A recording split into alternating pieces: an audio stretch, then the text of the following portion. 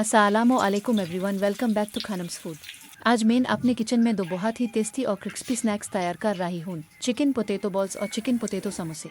सबसे पहले मैंने बॉयल आलू को अच्छी तरह मैश किया। फिर उस मैंने कुक्ड चिकन, नमक, काली मिर्च और अपने पसंदीदा मसाले मिलाकर मिक्सचर तैयार कर लिया। अब इस मिक्सचर से छोटे छोटे बॉल्स बना रही हूँ। ये स्नैक्स से क्रिस्पी और अंदाज बहुत सॉफ्ट बंद हैं। इसी मिक्सचर से माइन समोसे भी तैयार किए। आप गरम ऑयल पहले चिकन पोटैटो बॉल्स को फ्री काटते हैं।